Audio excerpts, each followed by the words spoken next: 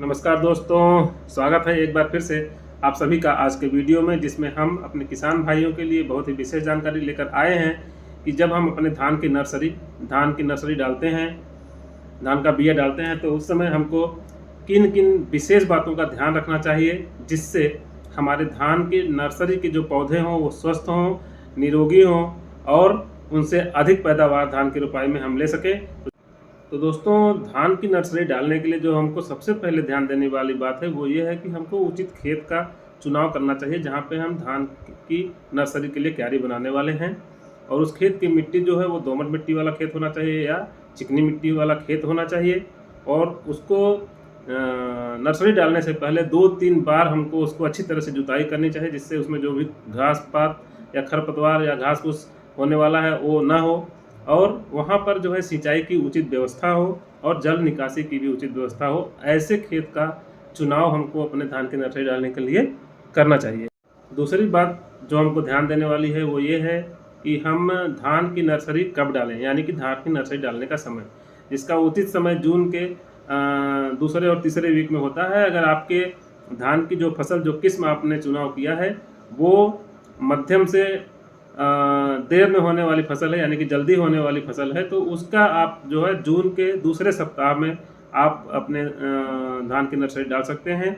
अगर आप जिस बीज का चुनाव किए हैं वो देर से होने वाली फसल का चुनाव किए हैं, उसका जो नर्सरी है धान का, उसको आपको जून के 3rd वीक में, दूसरे से तीसरे सप्ताह में आपको डाल देना चाहिए। तीसरी बात दोस्तों, हमको ये ध्यान में रखना है कि जो हम नर्सरी डालने के लिए जो क्यारी बना रहे हैं वो उसका जो साइज़ है वो कैसा होना चाहिए। बहुत बड़ी, अगर बहुत ज़्यादा लंबाई, बहुत ज़्यादा चौड़ाई का अगर आप क्यारी बना लेते हैं तो वो सही नहीं रहता है।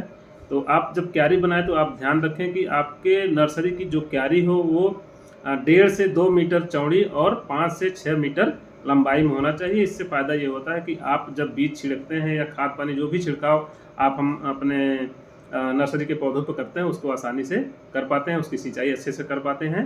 तो इसलिए हमको अपने जो धान की क्यारी की जो साइज़ है वो ध्यान में रखना है कि वो 1.5 से 2 फीट चौड़ा और 5 से 6 फीट लंबाई में हो। तो दोस्तों, अगली जो बात हमें ध्यान रखनी है अपने धान की नर्सरी के लिए वो है उचित उर्वरक का, उचित खाद का उपयोग करना। और सबसे अच्छा रहेगा अगर आप देसी खाद का उपयोग करते हैं, यानी कि गोबर की खाद का, अच्छी सड़ी हुई कंपोस्ट खाद का उपयोग करें। उससे फ़ायदा ये होता है कि वो मिट्टी को भुरभुरी रखता है, पौधे की जड़ अच्छी बनती है और पौधा मजबूत और स्वस्थ होता है। लेकिन अगर आप रासायनिक खाद का इस्तेमाल करते हैं तो उसमें आपको DAP, यूरिया, सुपर फास्फेट और पोटास का उचित प्रयोग करना है। DAP आप अगर हम बताएं प्रति 100 वर्ग मीटर केमिकल यानी रासायनिक खादों का कितना उपयोग करें, तो प्रति 100 वर्ग मीटर आपको 1.5 से 2 kg DAP और 1.5 से 2 kg यूरिया, 2 से 3 किलो सुपर फास्फेट और 1 kg पोटास, ये मिश्रण अगर आप इस्तेमाल करते हैं तो आपकी नर्सरी के लिए बहुत ही उचित और बहुत ही अच्छा रहेगा, जिससे आपके पौधे बहुत स्वस्थ होंगे। अब आपको लगे हाथ ये बता देना बहुत ज़रूरी है कि जब हम धान की नर्सरी डाल देते हैं, पौधे हमारे बढ़ने लगते हैं, तो अक्सर ये देखा जाता है कि हमारे धान के जो पौधे हैं उनमें पीलापन आने लगता है। तो उस पीलापन को दूर करने के लिए आपको एक उपाय हम बता दे रहे हैं कि आप 1 किलो जिंक सल्फेट ले लीजिए, आधा किलो चूना ले लीजिए, उसको 50 लीटर पानी में घोल लीजिए और घोलने के बाद उसको छान लीजिए। छानने के बाद वो जो घोल तैयार हुआ है जिंक सल्फेट और चूना का, उसका स्प्रे, उसका छिड़काव अपने नर्सरी के पौधों पर कर दीजिए। तो ये आपके नर्सरी के पौधों में जो पीलापन होता है उसको दूर करने में बहुत लाभदायक होता है। इसका उपयोग आप कर सकते हैं। तो दोस्तों, जो हमने अभी बताया उन उर्वरकों का उपयोग हम जो है धान की नर्सरी डालने से पहले कर देते हैं। उसके बाद अगर जब धान का पीलापन होता है तो उसके लिए भी हमने बता दिया। अब अगर आपकी नर्सरी 10-15 दिन की हो गई है तो उसमें यूरिया की हम ड्रेसिंग करते हैं, जिससे हमारे पौधों की ग्रोथ अच्छी हो जाती है। और ड्रेसिंग करने के लिए आपको ज़्यादा नहीं, 300 ग्राम से 600 ग्राम यूरिया का छिड़काव प्रति 100 वर्ग मीटर के हिसाब से कर देना चाहिए, जिससे हमारे पौधे अच्छे ग्रोथ कर लेते हैं और लगाने लायक हो जाते हैं।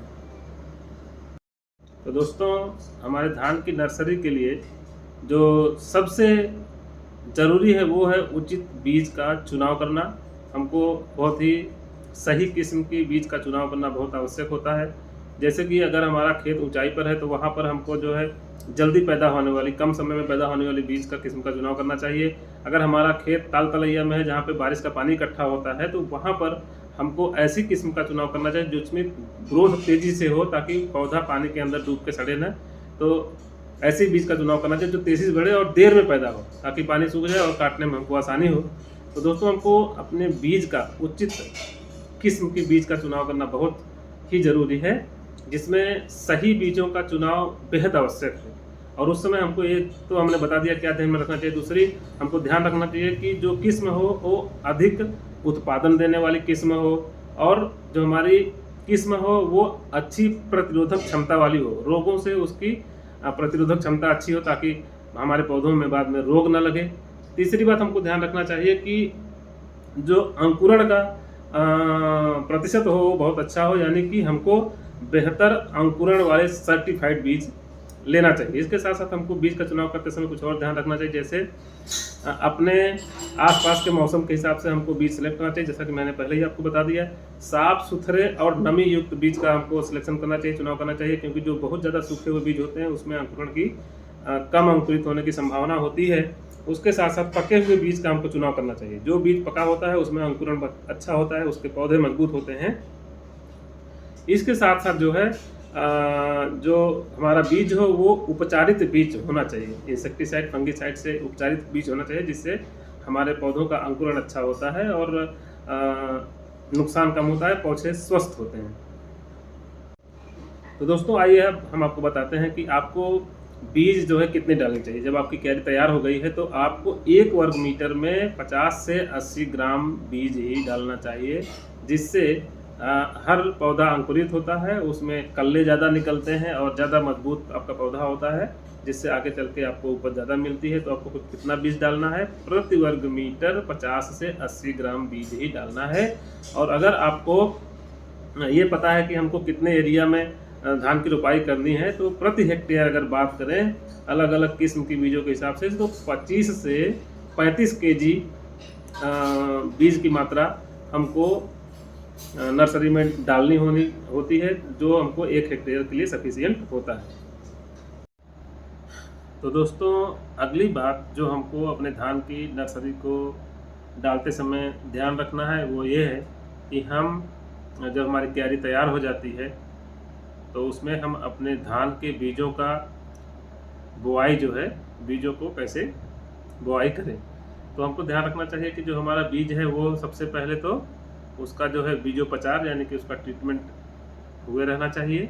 उसके बाद धान की बिजाई से पहले, यानी धान के जो बीज है उसको क्यारी में छींटने से पहले हमको उनको अंकुरित कर लेना चाहिए। और अंकुरित करने के लिए बहुत ही आसान और सही तरीका है कि आपका जो बीज है उसको एक जूट के बोरे में, जो घर में अक्सर आसानी से मिल जाता है, जूट के बोरी में उसको भर दीजिए, उसको बांध दीजिए और पानी में उसको जो है 15 से 20 घंटे तक भिगो दीजिए।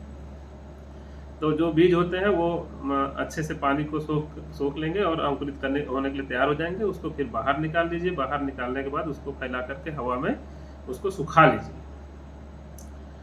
सुखाने के बाद फिर उसकी बिजाई करिए, यानी कि फिर उसको क्यारी में उसका जो है बराबर पूरे क्यारी में समान तरीके से उसका छिड़काव कर दीजिए। अब जब हमने धान के बीज को, उसका बीजोपचार यानी कि उसको ट्रीटमेंट करके और अंकुरित करने के बाद उसको क्यारी में छिड़काव कर दिया, तो पानी सूख जाने पर जो धान के बीज होते हैं वो मिट्टी पर एकदम ऊपरी सतह पर हो जाते हैं और उसको चिड़िया जो है, पक्षियाँ उसको खा लेती, उसको खा सकती हैं। तो कम से कम छिड़काव के बाद 2 से 3 दिन तक आपको रखरखाव करना है, रखवाली करना है, ताकि पक्षियों से बीज को बचाया जा सके। अन्यथा अगर पक्षियाँ बीज खा जाएंगी तो आपका जो नर्सरी है वो खराब हो जाएगा।